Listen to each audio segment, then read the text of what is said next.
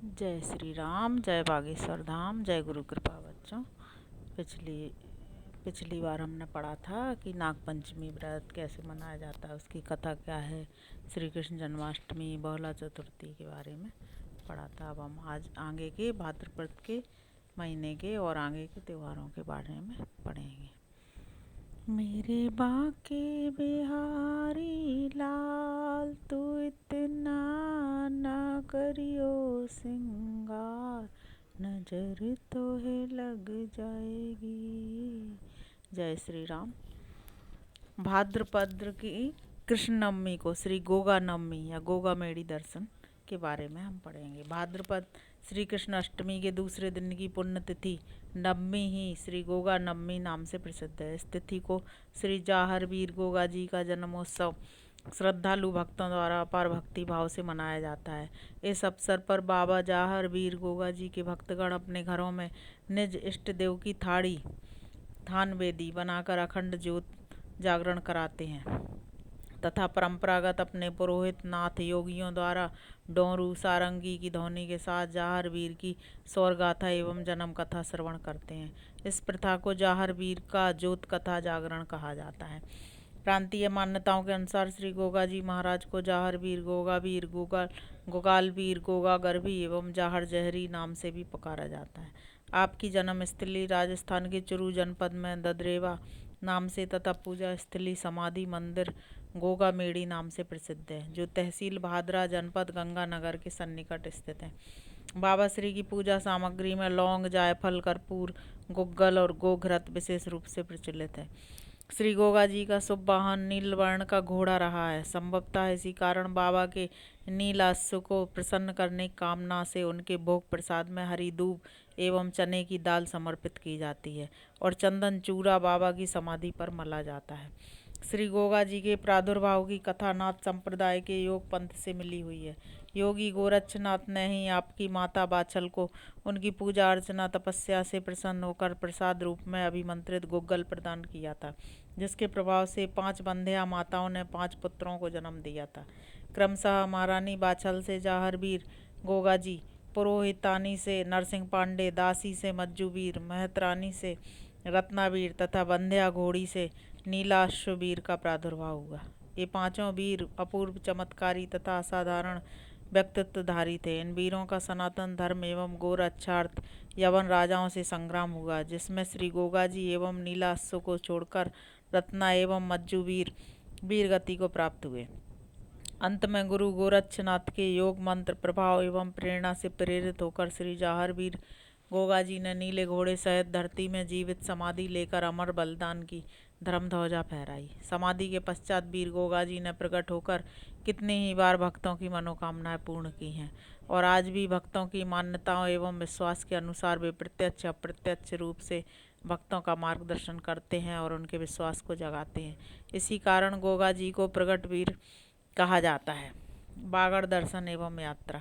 प्रातः गोगा नवमी के दिन गोर खटीले के समक्ष करीब 1.5 किलोमीटर की दूरी पर स्थित समाधि मंदिर गोगा मेड़ी के लिए प्रस्थान किया जाता है। इस प्राचीन मंदिर के अंदर वीर गोगा जी की अमर समाधि है। इस समाधि पर भक्तगण अटूट श्रद्धा भाव से परिक्रमा करते हुए अपने दोनों हाथों से चंदन चूरे का मर्दन करते हैं।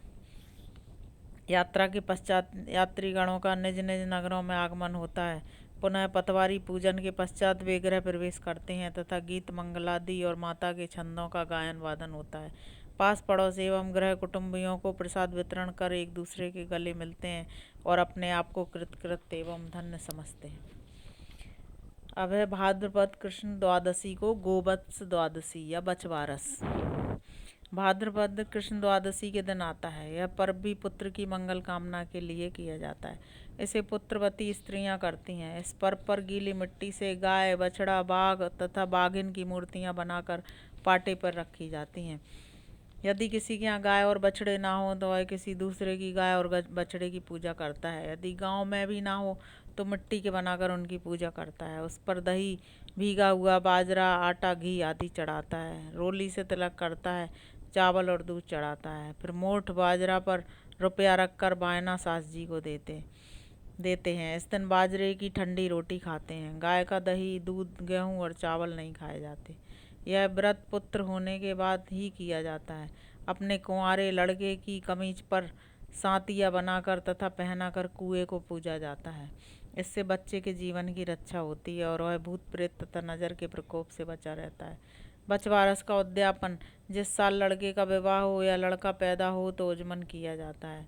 इस दिन से एक दिन पहले बाजरा दान दिया जाता है। बछवारस के दिन एक थाली में 13 मोठ बाजरे की ढेरी बनाकर उन पर 2 मुट्ठी बाजरे का आटा जिसमें घी चीनी मिली हो रखते हैं। तिल और रुपये भी रखते हैं। इस सामान को हाथ फेर कर अपनी सास को पाँव छू कर देते हैं। बाद में बछड़े और कुएं की पूजा करते हैं। फिर मंगल गीत गाते हैं। इसके बाद ब्राह्मण को दक्षिणा दी जाती है। इसके बाद है नेक्स्ट भाद्रपद अमावस्या, जिसको कहते हैं कुशोत्पाटनी अमावस्या। भाद्रपद मास की अमावस्या तिथि कुशोत्पाटनी अमावस्या के नाम से जानी जाती है। इस दिन वर्ष भर के धार्मिक कृत्यों तथा श्राद्ध आदि कृत्यों के लिए कुश उत्पाटन किया जाता है। यह तिथि किसी भी धार्मिक क्रियाकलाप में कुश की अनिवार्यता होती है, अतः प्रत्येक गृहस्थ को इस दिन कुश संचय करना चाहिए। शास्त्र में 10 प्रकार के कुशों का विवरण प्राप्त होता है। इनमें से जो भी कुश जिस तिथि को मिल जाए वही ग्रहण कर लेना चाहिए। जिस कुश का मूल सुतीक्ष्ण हो, जिसमें पत्ती हो, अग्रभाग कटा न हो और हरा हो, वह देव तथा पितर दोनों कार्यों के लिए उपयुक्त होता है।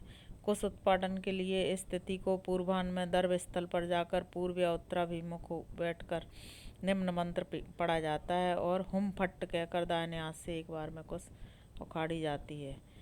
विरंजना सहोत्पन्न परमेष्ठिन सरगज नुद सर्वाणी पापानी दर्भ स्वस्ति करो बाबा, ये मंत्र है। इसके बाद है हरताल का व्रत। अब है शुक्ल पक्ष। भाद्रपद का शुक्ल पक्ष की तृतीया को सुहागनों के अखंड सौभाग्य का रक्षक हरिताल का व्रत किया जाता है। पूर्वी उत्तर प्रदेश, मध्य प्रदेश, राजस्थान, बिहार और झारखंड आदि प्रांतों में भाद्रपद शुक्ल तृतीया को सौभाग्यवती स्त्रियां अपने अखंड सौभाग्य की रक्षा के लिए बड़ी श्रद्धा, विश्वास और लगन के साथ हरिताल का व्रत का उत्सव मनाती हैं। जिस त्याग, तपस्या और निष्ठा के साथ स्त्रियां यह व्रत रखती हैं बड़ा ही कठिन है। इसमें फलाहार सेवन की बात तो दूर, निष्ठा वाली स्त्रियां जल तक नहीं ग्रहण करती। व्रत के दूसरे दिन प्रातःकाल स्नान के पश्चात व्रत परायण स्त्रियां सौभाग्य द्रव्य एवं वायन छूकर ब्राह्मणों को देती हैं। इसके बाद ही जल आदि पीकर पारण करती हैं। इस व्रत में मुख्य रूप से शिव, पार्वती तथा गणेश जी का पूजन किया जाता है। इस व्रत को सर्वप्रथम गिरिराज नंदिनी उमा ने किया, जिसके फलस्वरूप उन्हें भगवान शिव पति रूप में प्राप्त हुए थे। इस व्रत के दिन स्त्रियां वह कथा भी सुनती हैं जो पार्वती जी के जीवन में घटित हुई थी। उसमें पार्वती के त्याग, संयम, धैर्य तथा एक नष्ट पतिव्रत धर्म पर प्रकाश डाला गया है, जिससे सुनने वाली स्त्रियों का मनोबल ऊंचा उठता है। कहते हैं दक्ष कन्या सती जब पिता के यज्ञ में अपने पति शिव जी का अपमान न सहन कर योगाग्नि में दग्ध हो गईं, तब वे ही मैना और हिमवान की तपस्या के फलस्वरूप उनकी पुत्री के रूप में पार्वती के नाम से पुनः प्रकट हुई। इस नूतन जन्म में भी उनको पूर्व की स्मृति अक्षुण्ण बनी रही और वे नित्य निरंतर भगवान शिव के ही चरण अरविंदों के चिंतन में संलग्न रहने लगीं। जब वे कुछ वयस्क हो गईं तब मनोनुकूल वर की प्राप्ति के लिए पिता की आज्ञा से तपस्या करने लगीं। अनेक वर्षों तक निराहार रहकर बड़ी कठोर साधना की। जब उनकी तपस्या फलोन्मुख हुई तब एक दिन देव ऋषि नारद जी महाराज गिरिराज हिमवान के यहाँ पधारे।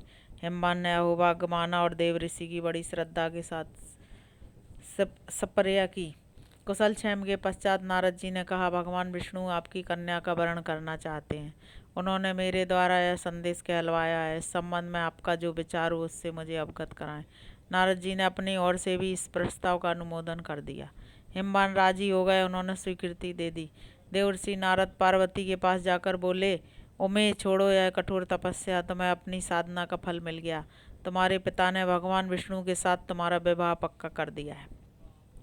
इतना कहकर नारद जी चले गए। उनकी बात पर विचार करके पार्वती जी के मन में बड़ा कष्ट हुआ। वे मूर्छित होकर गिर पड़ी।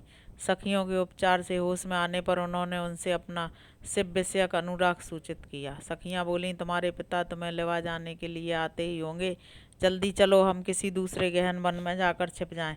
ऐसा ही हुआ। उस वन में एक पर्वतीय कंदरा के भीतर पार्वती ने शिवलिंग बनाकर उपासना पूर्वक उसकी अर्चना आरंभ की। उससे सदाशिव का आसन डोल गया। वे रीझ कर पार्वती के समक्ष प्रकट हुए और उन्हें पत्नी रूप में वरण करने का वचन देकर अंतर्ध्यान हो गए। तत्पश्चात अपनी पुत्री का अन्वेषण करते हुए हिमवान भी वहां आ पहुंचे और सब बातें जानकर उन्होंने पार्वती का विवाह भगवान शंकर के साथ ही कर दिया। अंततः वरं शंभुनाथ रहूं कुंवारी। पार्वती के इस अविचल अनुराग की विजय हुई। देवी पार्वती ने भाद्र शुक्ल तृतीया हस्त नक्षत्र में आराधना की थी, इसलिए इस तिथि को यह व्रत किया जाता है। तभी से भाद्रपद शुक्ल तीज को स्त्रियां अपने पति की दीर्घायु के लिए तथा कुमारी कन्याएं अपने मनोवांछित वर की प्राप्ति के लिए हरितालिका का व्रत करती चली आ रही हैं। सखियों के द्वारा हरी गई पार्वती इस व्युत्पत्ति के अनुसार व्रत का नाम हरितालिका हुआ। इस व्रत के अनुष्ठान से नारी को अखंड सौभाग्य की प्राप्ति होती है। इसके बाद भाद्रपद शुक्ल चतुर्थी को श्री गणेश चतुर्थी। गणेश जी हिंदुओं के प्रथम पूज्य देवता हैं। हिंदुओं के घर में चाहे जैसी पूजा या क्रियाकर्म हो, सर्वप्रथम श्री गणेश जी का आवाहन और पूजन किया जाता है। शुभ कार्यों में गणेश की स्तुति का अत्यंत महत्व माना गया है। गणेश जी विघ्नों को दूर करने वाले देवता हैं। इनका मुख हाथी का, उदर लंबा तथा शेष शरीर मनुष्य के समान है। मोदक इन्हें विशेष प्रिय हैं। बंगाल की दुर्गा पूजा की तरह महाराष्ट्र में गणेश पूजा एक राष्ट्रीय पर्व के रूप में प्रतिष्ठित है। भाद्रपद शुक्ल चतुर्थी को सिद्धि विनायक चतुर्थी भी कहते हैं। इसमें किया गया दान, स्नान, उपवास और अर्चन श्री गणेश जी की कृपा से 100 गुना हो जाता है। परंतु इस चतुर्थी को चंद्र दर्शन का निषेध किया गया है। इस दिन चंद्र दर्शन से मिथ्या कलंक लगता है, अतः इस तिथि को चंद्र दर्शन ना हो ऐसी सावधानी रखना चाहिए। इसके बारे में एक कथा है। द्वापर युग में द्वारकापुरी में सत्राजित नामक एक यदुवंशी रहता था। वह भगवान सूर्य का परम भक्त था। उसकी भक्ति से प्रसन्न होकर भगवान सूर्य ने उसे स्यमंतक नाम की मणि दी, जो सूर्य के समान ही कांतिमान थी। वह मणि प्रतिदिन 8 बार सोना देती थी तथा उसके प्रभाव से संपूर्ण राष्ट्र में रोग, अनावृष्टि, सर्प, अग्नि, चोर तथा दुर्भिक्ष आदि का भय नहीं रहता था। एक दिन सत्राजित उस मणि को धारण कर राजा उग्रसेन की सभा में आया। उस समय मणि की कांति से वह दूसरे सूर्य के समान दिखाई दे रहा था। भगवान श्री कृष्ण की इच्छा थी कि यदि यह दिव्य रत्न राजा उग्रसेन के पास रहता तो सारे राष्ट्र का कल्याण होता। इधर सत्राजित को यह मालूम हो गया कि श्री कृष्ण मेरी मणि लेना चाहते हैं, अतः उसने वह मणि अपने भाई प्रसेन को दे दी। एक दिन प्रसेन उस मणि को गले में बांधकर घोड़े पर सवार हो वन में आखेट के लिए गया और वहाँ एक सिंह के द्वारा मारा गया। प्रसेन के न लौटने पर यादवों में कानाफूसी होने लगी कि श्री कृष्ण इस मणि को ले लेना चाहते थे, अतः उन्होंने ही प्रसेन को मारकर मणि ले ली होगी। इधर वन में मुंह में मणि दबाए हुए सिंह को ऋक्षराज जामवान ने देखा तो उसे मारकर स्वयं मणि ले ली और ले जाकर बच्चे को खेलने के लिए दे दी, जिससे वह खेला करता था। इधर द्वारका में उठते हुए लोक अपवाद के स्वर श्री कृष्ण के कानों तक पहुँचे। वे राजा उग्रसेन से परामर्श कर कुछ साथियों को ले प्रसेन के घोड़े के खुरों के चिन्हों को देखते हुए वन में पहुँचे। वहाँ उन्होंने घोड़े और प्रसेन को मृत पड़ा पाया तथा उनके पास में सिंह के चरण चिन्ह देखे। उन चिन्हों का अनुसरण करते हुए आगे जाने पर उन्हें सिंह भी मृत पड़ा मिला। वहाँ से ऋक्षराज जामवान के पैरों के निशान देखते हुए वे लोग जामवान की गुफा तक पहुँचे। श्री कृष्ण ने कहा, अब यह तो स्पष्ट हो चुका है कि घोड़े सहित प्रसेन सिंह द्वारा मारा गया है, परंतु सिंह से भी बलवान कोई है जो इस गुफा में रहता है। मैं अपने पर लगे लोक अपवाद को मिटाने के लिए इस गुफा में प्रवेश करता हूँ और स्यमंतक मणि को लाने की चेष्टा करता हूँ। यह कहकर श्री कृष्ण उस गुफा में घुस गए। वहाँ उनका ऋक्षराज जामवान से 21 दिनों तक घोर संग्राम हुआ। अंत में शिथिल अंगों वाले जामवान ने भगवान को पहचान कर उनकी प्रार्थना करते हुए कहा, हे प्रभु, आप ही मेरे स्वामी श्री राम हैं। द्वापर में आपने इस रूप में मुझे दर्शन दिया, आपको कोटि कोटि प्रणाम है नाथ। मैं अर्ध स्वरूप अपनी इस कन्या जामवती और मणि से अमन तक आपको देता हूँ। कृपया ग्रहण कर मुझे कृतार्थ करें तथा मेरे अज्ञान को क्षमा करें। जामवान से पूजित हो श्री कृष्ण से अमन तक मणि लेकर जामवती के साथ द्वारका आए। वहाँ उनके साथ गए यादवगण 12 दिन बाद ही लौट आए थे। द्वारका में यह विश्वास हो गया कि श्री कृष्ण गुफा में मारे गए हैं, किंतु श्री कृष्ण को आया देख संपूर्ण द्वारका में प्रसन्नता की लहर दौड़ गई। श्री कृष्ण ने सब यादवों से भरी हुई सभा में वह मणि सत्राजित को दे दी। सत्राजित ने भी प्रायश्चित स्वरूप अपनी पुत्री सत्यभामा का विवाह श्री कृष्ण से कर दिया। इससे अमंतक मणि का आख्यान जो कोई पढ़ता या सुनता है उसे भाद्रपद शुक्ल चतुर्थी के चंद्र दर्शन के दोष से मुक्ति मिल जाती है। इसके बाद है ऋषि पंचमी। भाद्रपद शुक्ल पंचमी को ऋषि पंचमी आती है। भाद्रपद शुक्ल पंचमी ऋषि पंचमी कहलाती है। इस दिन किए जाने वाले व्रत को ऋषि पंचमी व्रत कहते हैं। यह व्रत ज्ञात अज्ञात पापों के शमन के लिए किया जाता है।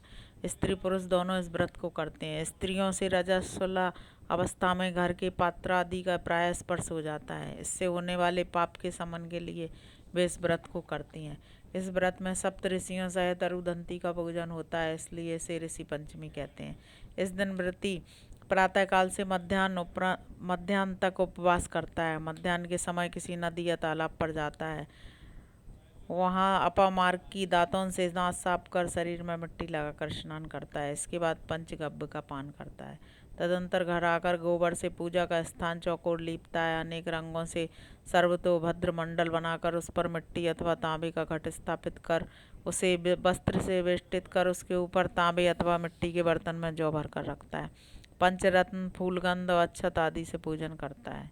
कलश के पास ही अष्टदल कमल बनाकर उसके दलों में कश्यप, अत्रि, भरद्वाज, विश्वामित्र, गौतम, जमदग्नि तथा वशिष्ठ इन सप्तऋषियों तथा वशिष्ठ पत्नी देवी अरुधंती की प्रतिष्ठा करते हैं। इसके बाद सप्तऋषियों तथा अरुधंती का षोडशोपचार पूर्वक पूजन करते हैं। इस दिन प्रायः लोग दही और साठी का चावल खाते हैं। नमक का प्रयोग वर्जित है। दिन में केवल एक ही बार भोजन करते हैं। कलश आदि पूजन सामग्री को ब्राह्मण को दान करते हैं। इसकी कथा है, सत्ययुग में सयनजीत नामक एक राजा राज्य करता था। उसके राज्य में सुमित्र नाम वाला एक ब्राह्मण रहता था जो वेदों का विद्वान था। सुमित्र खेती द्वारा अपने परिवार का भरण पोषण करता था। उसकी पत्नी जयश्री सती, साध्वी और पतिव्रता थी। वह खेती के कामों में भी अपने पति का सहयोग करती थी। एक बार रजस्वलावस्था में अनजाने में उसने घर का सब कार्य किया और पति का भी स्पर्श कर लिया। देवयोग से पति पत्नी का शरीरांत एक साथ ही हुआ। रजस्वलावस्था में स्पर्श अस्पर्श का विचार न रखने के कारण स्त्री ने कुतिया और पति ने बैल की योनि प्राप्त की। परंतु पूर्व जन्म में किए गए अनेक धार्मिक कृत्यों के कारण उन्हें ज्ञान बना रहा। संयोग से इस जन्म में भी वे साथ साथ अपने ही घर में अपने पुत्र और पुत्रवधू के साथ रह रहे थे। ब्राह्मण के पुत्र का नाम सुमति था। वह भी पिता की भांति वेदों का विद्वान था। पितृपक्ष में उसने अपने माता पिता का श्राद्ध करने के उद्देश्य से पत्नी से कहकर खीर बनवाई और ब्राह्मणों को निमंत्रण दिया। उधर एक सर्प ने आकर खीर को विषाक्त कर दिया। कुतिया बनी ब्राह्मणी यह सब देख रही थी। उसने सोचा कि यदि इस खीर को ब्राह्मण खाएंगे तो विष के प्रभाव से मर जाएंगे और सुमति को पाप लगेगा। ऐसा विचार कर उसने सुमति की पत्नी के सामने ही जाकर खीर को छू दिया। इस पर सुमति की पत्नी बहुत क्रोधित हुई और चूल्हे से जलती लकड़ी निकालकर उसकी पिटाई कर दी। उस दिन उसने कुतिया को भोजन भी नहीं दिया। रात्रि में कुतिया ने बैल से सारी घटना बताई। बैल ने कहा कि आज तो मुझे भी कुछ खाने को नहीं दिया गया, जबकि मुझसे दिन भर काम लिया गया। सुमति हम दोनों के ही उद्देश्य से श्राद्ध कर रहा है और हमें ही भूखों मार रहा है। इस तरह हम दोनों के भूखे रह जाने से तो इसका श्राद्ध करना ही व्यर्थ हुआ। सुमति द्वार पर लेटा कुतिया और बैल की वार्ता सुन रहा था। वह पशुओं की बोली भली भांति समझता था। उसे यह जानकर अत्यंत दुख हुआ कि मेरे माता पिता इन निकृष्ट योनियों में पड़े हैं। वह दौड़ता हुआ एक ऋषि के आश्रम में गया और उनसे अपने माता पिता के पशु योनि में पड़ने का कारण और मुक्ति का उपाय पूछा। ऋषि ने ध्यान और योग बल से सारा वृत्तांत जान लिया और उन्होंने सुमति से कहा, यदि तुम पति पत्नी भाद्रपद शुक्ल पंचमी को ऋषि पंचमी का व्रत करो और उस दिन बैल के जोतने से उत्पन्न कोई भी अन्न ना खाओ, इस व्रत के प्रभाव से तुम्हारे माता पिता की मुक्ति हो जाएगी। अनंतर मातृ पितृ भक्त सुमति ने ऋषि पंचमी का व्रत किया, जिसके प्रभाव से उसके माता पिता को पशु योनि से मुक्ति मिल गई। यह व्रत शरीर के द्वारा अशौचावस्था में किए गए स्पर्श अस्पर्श तथा अन्य पापों के प्रायश्चित के रूप में किया जाता है। जय श्री राम, जय बागेश्वर धाम, जय गुरु कृपा। बच्चों, आज हमने पढ़ा कि भाद्रपद मास में मनाए जाने वाले शुक्ल पक्ष के व्रत पर्व और त्योहार आदि के बारे में। अब हम अगला कल पढ़ेंगे।